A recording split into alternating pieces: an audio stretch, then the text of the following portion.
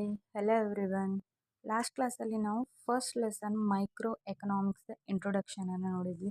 ಅದರಲ್ಲಿ ಮುಖ್ಯವಾಗಿ ಕೇಂದ್ರೀಯ ಯೋಜಿತ ಆರ್ಥಿಕತೆಯ ಸಮಸ್ಯೆಗಳ ಬಗ್ಗೆ ನಾವು ತಿಳ್ಕೊಂಡ್ವಿ. ಸೊ ಇವತ್ತು ಉತ್ಪಾದನಾ ಸಾಧ್ಯತಾ ಗಡಿಯ ಬಗ್ಗೆ ನಾವಿಲ್ಲಿ ಅಧ್ಯಯನವನ್ನು ಮಾಡೋಣ. ಇದು ಕೂಡ ನಿಮಗೆ 4 ಮಾರ್ಕ್ಸಿಗೆ ಬೀಳ್ತಕ್ಕಂಥ ಇಂಪಾರ್ಟೆಂಟ್ ಕ್ವಶನ್ ಅದ. ಜೊತೆಗೆ ಇದರಲ್ಲಿ 2 ಮಾರ್ಕ್ಸಿಗೆ ಕೇಳ್ತಕ್ಕಂಥ ಕ್ವಶನ್ಸ್ ಕೂಡ ಬರ್ತವೆ. ಅಂದರೆ ಉತ್ಪಾದನಾ ಸಾಧ್ಯತಾ ಗಡಿ ಅಂದ್ರೇನು, ಉತ್ಪಾದನಾ ಸಾಧ್ಯತಾ ಘನ ಅಂದ್ರೇನು ಮತ್ತು ಸದಾವಕಾಶ ವೆಚ್ಚ ಅಂದ್ರೇನು ಅಂತಕ್ಕಂಥದ್ದು 2 ಮಾರ್ಕ್ಸಲ್ಲಿ ಬರ್ತಕ್ಕಂಥ ಪ್ರಮುಖವಾದಂಥ ಕ್ವಶನ್ಸ್ ಅವೆ. ಸೊ ಫಸ್ಟ್ ನಾವಿಲ್ಲಿ ಉತ್ಪಾದನಾ ಸಾಧ್ಯತಾ ಗಡಿಯ ಬಗ್ಗೆ ನಾವೇನು ಮಾಡೋಣ, ವಿವರಣೆಯನ್ನು ತಿಳ್ಕೊಳ್ಳೋಣ. ಅದರ ಮೂಲಕ ಉತ್ಪಾದನಾ ಸಾಧ್ಯತಾ ಗಡಿ ಅಂದ್ರೇನು, ಉತ್ಪಾದನಾ ಸಾಧ್ಯತಾ ಗಡಿ ಅಂತಂದರೆ ದೇಶವೊಂದರ ಮಿತವಾದ ಸಂಪನ್ಮೂಲಗಳ ಸಹಾಯದಿಂದ ಉತ್ಪಾದಿಸಲು ಸಾಧ್ಯವಿರುವ ಉತ್ಪಾದನಾ ಸಾಧ್ಯತೆಗಳನ್ನು ತೋರಿಸ್ತಕ್ಕಂತಹ ರೇಖೆಯನ್ನು ನಾವಿಲ್ಲಿ ಉತ್ಪಾದನಾ ಸಾಧ್ಯತಾ ಗಡಿ ಅಂತ ಕರಿತೀವಿ. ಸೊ ಉತ್ಪಾದನಾ ಸಾಧ್ಯತಾ ಗಡಿ ಅಂತ ಕರಿತೀವಿ. ಅಂದರೆ ದೇಶದಲ್ಲಿ ಲಭ್ಯವಿರತಕ್ಕಂಥ ಮಿತವಾದ ಸಂಪನ್ಮೂಲಗಳ ಸಹಾಯದಿಂದ ಉತ್ಪಾದಿಸಲು ಸಾಧ್ಯವಿರತಕ್ಕಂಥ ಉತ್ಪಾದನಾ ಸಾಧ್ಯತೆಗಳನ್ನು ತೋರಿಸ್ತಕ್ಕಂತಹ ರೇಖೆಯನ್ನು ನಾವಿಲ್ಲಿ ಉತ್ಪಾದನಾ ಸಾಧ್ಯತಾ ಗಡಿ ಅಂತ ಕರಿತೀವಿ. ಸೊ ಹೀಗಿದ್ದಾಗ ಇಲ್ಲಿ ಮಾನವನ ಬಯಕೆಗಳು ಅಪರಿಮಿತವಾಗಿವೆ ಅಂತ ಹೇಳ್ತೀವಿ. ಮಾನವನ ಬಯಕೆಗಳೇನಿದ್ದಾವೆ, ಮಾನವನ ಬಯಕೆಗಳು ಅಪರಿಮಿತವಾಗಿವೆ. ಸಾಧನ ಸಂಪನ್ಮೂಲಗಳೇನು ಕೊರತೆಯಲ್ಲಿವೆ ಅಂತ ಹೇಳ್ಬೋದು. ಈ ಒಂದು ಕಾರಣದಿಂದ ಸಂಪನ್ಮೂಲಗಳನ್ನು, ಈ ಲಭ್ಯ ಇರತಕ್ಕಂಥ ಸಂಪನ್ಮೂಲಗಳನ್ನು ನಾವು ದಕ್ಷ ಉಪಯೋಗವನ್ನು ಮಾಡಿಕೊಳ್ಬೇಕು ಅಂತ ಹೇಳಲಾಗ್ತದೆ. ಯಾಕಂದರೆ ಸಂಪನ್ಮೂಲಗಳು ಮಿತವಾಗಿರ್ತಕ್ಕಂತಹ ಕಾರಣದಿಂದ ನಮಗೆ ಬೇಕಾದಷ್ಟು ಸರಕುಗಳನ್ನು ಉತ್ಪಾದನೆ ಮಾಡಿಕೊಳ್ಳಲಿಕ್ಕೆ ನಮಗೆ ಸಾಧ್ಯವಾಗುವುದಿಲ್ಲ. ಸೊ ಆ ಕಾರಣದಿಂದ ಒಂದು ಸರಕನ್ನು ನಾವು ಹೆಚ್ಚಾಗಿ ಪಡಿಬೇಕಂದ್ರೆ, ಒಂದು ಸರಕನ್ನು ಅಧಿಕ ಪ್ರಮಾಣದಲ್ಲಿ ಪಡಿಬೇಕಂದ್ರೆ ಇನ್ನೊಂದು ಸರಕನ್ನು ನಾವೇನು ಮಾಡಬೇಕು, ಕಡಿಮೆ ಪ್ರಮಾಣದಲ್ಲಿ ಪಡ್ಕೊಳ್ಬೇಕಾಗ್ತದೆ. ಅಂದರೆ ಒಂದು ಸರಕನ್ನು ಹೆಚ್ಚು ಪ್ರಮಾಣದಲ್ಲಿ ಉತ್ಪಾದಿಸಬೇಕಂದ್ರೆ ಇನ್ನೊಂದು ಸರಕಿನ ಪ್ರಮಾಣವನ್ನು ಕಡಿಮೆ ಮಾಡಿಕೊಳ್ಬೇಕು. ಆ ಮೂಲಕ ನಾವು ಸಂಪನ್ಮೂಲಗಳ ಕೊರತೆಯನ್ನು ಅಲ್ಪ ಮಟ್ಟಿಗೆ ನೀಗಿಸಲಿಕ್ಕೆ ಸಾಧ್ಯ ಆಗ್ತದೆ. ಅಂದರೆ ನಮಗೆ ಲಭ್ಯ ಇರತಕ್ಕಂಥ ಎಲ್ಲ ಸಂಪನ್ಮೂಲಗಳಿಂದ ನಾವು ಎಲ್ಲ ಸರಕುಗಳನ್ನು ಉತ್ಪಾದನೆ ಮಾಡಲಿಕ್ಕೆ ಸಾಧ್ಯ ಇಲ್ಲ. ಅದ್ರಾಗ ಯಾವುದು ನಮಗೆ ಇಂಪಾರ್ಟೆಂಟ್ ಆಗ್ತದೆ ಆ ಸರಕನ್ನು ಹೆಚ್ಚಾಗಿ ಉತ್ಪಾದನೆ ಮಾಡಬೇಕು, ಕಡಿಮೆ ಬಳಕೆಯ ಸರಕುಗಳನ್ನು ಕಡಿಮೆ ಪ್ರಮಾಣದಲ್ಲಿ ಉತ್ಪಾದನೆ ಮಾಡಬೇಕು ಅಂತಕ್ಕಂಥದ್ದನ್ನು ಈ ಉತ್ಪಾದನಾ ಸಾಧ್ಯತಾ ಗಡಿ ನಮಗಿಲ್ಲಿ ಹೇಳ್ತಕ್ಕಂಥದ್ದು. ಸೊ ಉತ್ಪಾದನಾ ಸಾಧ್ಯತಾ ಘನ ಅಂದ್ರೇನು, ಉತ್ಪಾದನಾ ಸಾಧ್ಯತಾ ಘನ ಅಂದ್ರೇನು ಅನ್ನೋದನ್ನು ನೋಡಬೇಕಾಗ್ತದೆ. ಇವೆರಡು 2 ಮಾರ್ಕ್ಸಿಗೆ ಬೀಳ್ತಕ್ಕಂಥ ಕ್ವಶನ್ಸ್ ಇದೆ. ಜೊತೆಗೆ 4 ಮಾರ್ಕ್ಸಲ್ಲಿ ಲಾಂಗ್ ಕ್ವಶನ್ ಎಕ್ಸ್ಪ್ಲನೇಷನ್ ಕೂಡ ಇಲ್ಲಿ ಬರ್ತದೆ. ಸೊ ಲಭ್ಯ ಇರತಕ್ಕಂಥ ಒಟ್ಟು ಸಂಪನ್ಮೂಲಗಳ ಮೊತ್ತ ಮತ್ತು ತಾಂತ್ರಿಕ ಜ್ಞಾನದಿಂದ ಉತ್ಪಾದಿಸಲಾಗ್ತಕ್ಕಂಥ ಎಲ್ಲ ಸರಕು ಸೇವೆಗಳ ಸಾಧ್ಯತೆಗಳ ಸಂಯೋಜನೆಗಳ ಸಂಗ್ರಹವನ್ನು ಏನಂತ ಹೇಳ್ತೀವಿ, ಉತ್ಪಾದನಾ ಸಾಧ್ಯತಾ ಘನ ಅಂತ ಹೇಳ್ತೀವಿ. ಸೊ ಇಲ್ಲಿ ಉತ್ಪಾದನಾ ಸಾಧ್ಯತಾ ಗಡಿ ಬೇರೆ, ಉತ್ಪಾದನಾ ಸಾಧ್ಯತಾ ಘನ ಬೇರೆ. ಸೊ ಈ ಉತ್ಪಾದನಾ ಸಾಧ್ಯತಾ ಗಡಿಯನ್ನು ನಾವು ಒಂದು ಕೋಷ್ಟಕದ ಮೂಲಕ ಮತ್ತು ಒಂದು ಡಯಾಗ್ರಾಮ್ ಮೂಲಕ ಏನು ಮಾಡ್ಬೋದು, ಈಸಿಯಾಗಿ ಅರ್ಥೈಸ್ಕೊಳ್ಬೋದು ಅಂತ ಹೇಳ್ಬೋದು. ಸೊ ಆ ಮೂಲಕ ಇಲ್ಲಿ ಉತ್ಪಾದನಾ ಸಾಧ್ಯತೆಗಳನ್ನು ತೋರಿಸ್ತಕ್ಕಂಥ ವಿವಿಧ ಸಂಯೋಜನೆಗಳನ್ನು ನಾವು ನೋಡೋದಾದರೆ 2 ಸರಕುಗಳನ್ನು ತೆಗೆದುಕೊಳ್ತೀವಿ. ಹತ್ತಿ ಮತ್ತು ಗೋಧಿ ಅಂತ 2 ಸರಕುಗಳನ್ನು ತೆಗೆದುಕೊಳ್ತೀವಿ. ಒಂದು 5 ಸಾಧ್ಯತೆಗಳನ್ನು ತೆಗೆದುಕೊಳ್ಳೋಣ. ABCD ಮತ್ತು E ಅಂತಕ್ಕಂಥ 5 ಸಾಧ್ಯತೆಗಳನ್ನು ನಾವಿಲ್ಲಿ ತೆಗೆದುಕೊಳ್ಳೋಣ. ಸೊ ಹತ್ತಿಯ ಉತ್ಪಾದನೆ A ಯೂನಿಟ್ಗೆ ಇಲ್ಲಿ 10, 9, 7, 4, 0. ಸೊ ಗೋಧಿ ಉತ್ಪಾದನೆಯನ್ನು 0, 1, 2, 3, 4 ಅಂತ ನಾವಿಲ್ಲೇನು ಮಾಡೋಣ, ನೋಡೋಣ. ಸೊ ಈ ಕೋಷ್ಟಕದ ಮೂಲಕ ನಾವೇನು ತಿಳ್ಕೊಳ್ಬೋದು, ಎಲ್ಲ ಲಭ್ಯ ಇರತಕ್ಕಂಥ ಎಲ್ಲ ಸಂಪನ್ಮೂಲಗಳನ್ನು ಹತ್ತಿ ಉತ್ಪಾದನೆಯಲ್ಲಿ ಬಳಕೆ ಮಾಡಿದರೆ ಗರಿಷ್ಠ 10 ಯೂನಿಟ್ನಷ್ಟು ಹತ್ತಿಯನ್ನು ನಾವೇನು ಮಾಡ್ಬೋದು, ಉತ್ಪಾದನೆಯನ್ನು ಮಾಡ್ಬೋದು. ಎಲ್ಲ ಹತ್ತಿಯನ್ನು 10 ಯೂನಿಟ್ನಷ್ಟು ಉತ್ಪಾದನೆ ಮಾಡ್ಬೋದು. ಆದರೆ ಗೋಧಿ ಉತ್ಪಾದನೆ ಏನಾಗ್ತದೆ ಇಲ್ಲಿ ಶೂನ್ಯ ಆಗ್ತದೆ. ಲಭ್ಯ ಇರತಕ್ಕಂಥ ಎಲ್ಲ ಸಂಪನ್ಮೂಲಗಳನ್ನು ಗೋಧಿ ಉತ್ಪಾದನೆಯಲ್ಲಿ ಬಳಕೆ ಮಾಡಿದರೆ ಏನಾಗ್ತದೆ 10 ಯೂನಿಟ್ನಷ್ಟು ನಾವು ಗೋಧಿಯನ್ನು ಪಡಿಬೋದು.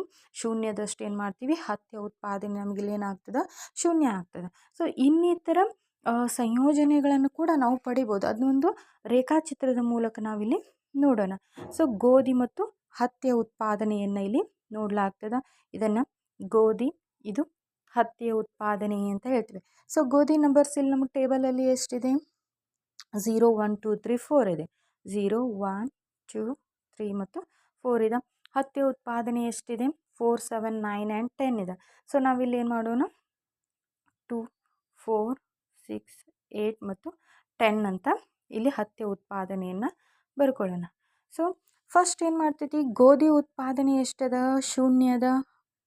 ಹತ್ತಿಯ ಗೋಧಿಯ ಉತ್ಪಾದನೆ ಗೋಧಿ ಉತ್ಪಾದನೆ ಇಲ್ಲಿ ನಮಗೆ ಶೂನ್ಯ ಇದ್ದಾಗ ಹತ್ತಿಯ ಉತ್ಪಾದನೆ ಎಷ್ಟದ 10.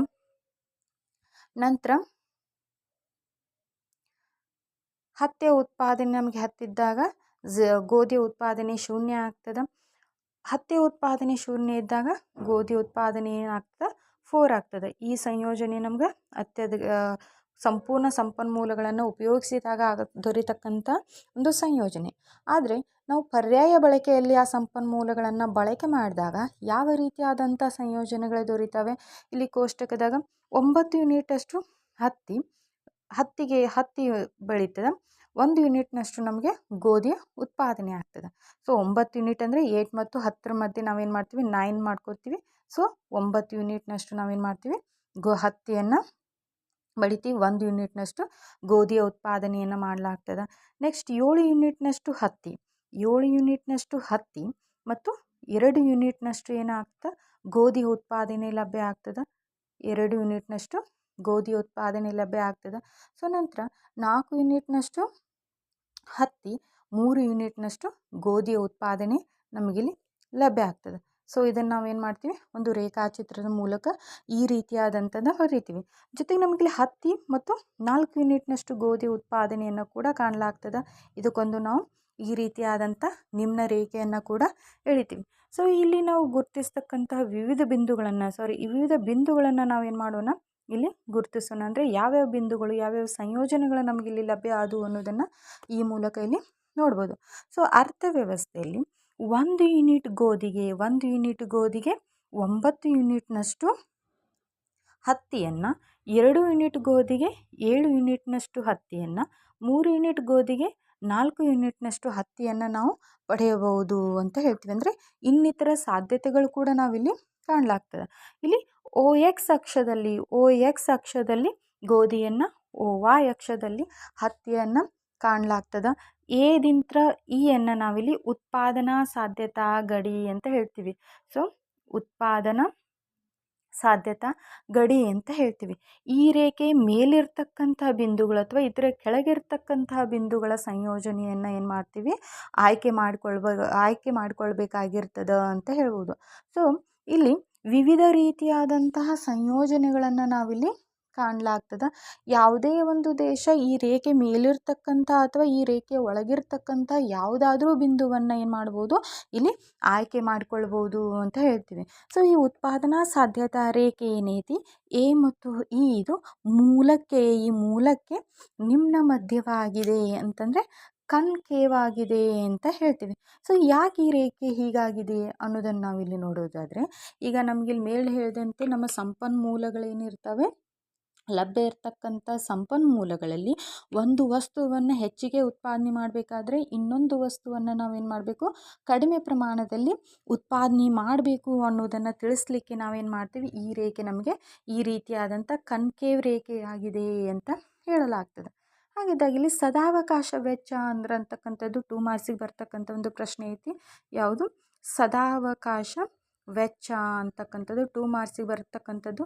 ಸೊ ಇದು ಕೂಡ ಇದೇ ಮೀನಿಂಗನ್ನು ಹೇಳ್ತಕ್ಕಂಥದ್ದು. ಅಂದರೆ ಒಂದು ಸರಕನ್ನು ನಾವು ಹೆಚ್ಚಿಗೆ ಖರೀದಿ ಹೆಚ್ಚಿಗೆ ಉತ್ಪಾದನೆ ಮಾಡಲಿಕ್ಕೆ ಬಯಸಿದರೆ ಇನ್ನೊಂದು ಸರಕನ್ನು ನಾವು ಉತ್ಪಾದನೆಯನ್ನು ಕಡಿಮೆ ಮಾಡಲೇಬೇಕು ಎಂಬುದನ್ನು ಹೇಳ್ತಕ್ಕಂಥದ್ದನ್ನು ನಾವಿಲ್ಲಿ ಸದಾವಕಾಶ ವೆಚ್ಚ ಅಂತ ಕರಿತೀವಿ. ಸೊ ಆರ್ಥಿಕತೆಯಲ್ಲಿ ತನ್ನ ಸಂಪನ್ಮೂಲಗಳನ್ನು ಸಂಪೂರ್ಣವಾಗಿ ಬಳಸಿಕೊಂಡು ಉತ್ಪಾದಿಸಬಹುದಾದಂಥ ಹತ್ತಿ ಮತ್ತು ಗೋಧಿಯ ವಿವಿಧ ಸಂಯೋಜನೆಗಳನ್ನು ನಾವಿಲ್ಲಿ ಕಾಣಲಾಗ್ತದೆ. ಇದನ್ನೇ ನಾವಿಲ್ಲಿ ಉತ್ಪಾದನಾ ಸಾಧ್ಯತಾ ಗಡಿ ಅಂತ ಹೇಳ್ತೀವಿ. ಅಂದರೆ ಲಭ್ಯ ಇರತಕ್ಕಂಥ ಎಲ್ಲ ಸಂಪನ್ಮೂಲಗಳನ್ನು ಈ ರೇಖೆಯ ವಿವಿಧ ಬಿಂದುಗಳ ಸಂಯೋಜನೆಗಳ ಮೂಲಕ ನಾವು ಪಡಿಬೋದು. ಆದರೆ ಇದ್ರ ಕೆಳಗಿರ್ತಕ್ಕಂತಹ ಬಿಂದುಗಳು ಏನಿದ್ದಾವೆ, ಈ ಕೆಳಗಿರ್ತಕ್ಕಂತಹ ಬಿಂದುಗಳಲ್ಲಿ ನಾವು ಸಂಯೋಜನೆಯನ್ನು ಕಾಣ್ತೀವಿ. ಆದರೆ ಅದು ಕೆಲವು ಸಂಪನ್ಮೂಲಗಳ ಅಪೂರ್ಣ ಬಳಕೆಯನ್ನು ಹೊಂದಿದೆ ಅಂತ ಹೇಳ್ತೀವಿ. ಸೊ ಕೆಲವು ಸಂಪನ್ಮೂಲಗಳ ಅಪೂರ್ಣ ಬಳಕೆಯನ್ನು ಹೊಂದಿದೆ ಅಥವಾ ವ್ಯರ್ಥ ಬಳಕೆಯನ್ನು ಹೊಂದಿದೆ ಅಂತ ಹೇಳ್ತೀವಿ.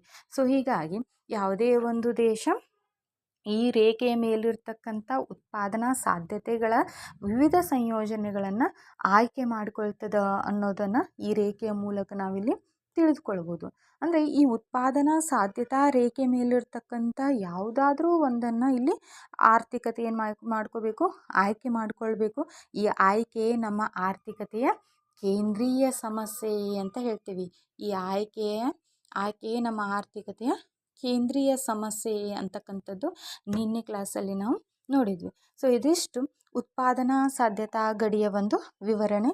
ಇಲ್ಲಿ ಉತ್ಪಾದನಾ ಸಾಧ್ಯತಾ ಗಡಿ ಅಂದ್ರೇನು, ಉತ್ಪಾದನಾ ಸಾಧ್ಯತಾ ಘನ ಅಂದ್ರೇನು ಮತ್ತು ಸದಾವಕಾಶ ವೆಚ್ಚ ಅಂದ್ರೇನು ಅಂತಕ್ಕಂಥ ಪ್ರಶ್ನೆಗಳು 2 ಮಾರ್ಕ್ಸಿಗೆ ಬರ್ತಕ್ಕಂಥದ್ದು. ಜೊತೆಗೆ ಇದ್ರ ಏನು ಡೈಗ್ರಾಮ್ ಎಕ್ಸ್ಪ್ಲನೇಷನ್ ಆ್ಯಂಡ್ ಕೋಷ್ಟಕ ಟೇಬಲ್ ಎಕ್ಸ್ಪ್ಲನೇಷನ್ ಏನೈತಲ್ಲ ಇದು ಆಲ್ಸೋ 4 ಮಾರ್ಕ್ಸಿಗೆ ಇಂಪಾರ್ಟೆಂಟ್ ಅಂತ ಹೇಳ್ಬೋದು. ಸೊ ಇಲ್ಲಿಗೆ ಇದಿಷ್ಟು ಮುಗಿಸೋಣ. ನೆಕ್ಸ್ಟ್ ಕ್ಲಾಸಲ್ಲಿ ನಾವು ನೆಕ್ಸ್ಟ್ ಇದರ ಮುಂದುವರೆದ ಭಾಗವನ್ನು ನೋಡೋಣ. Thank you.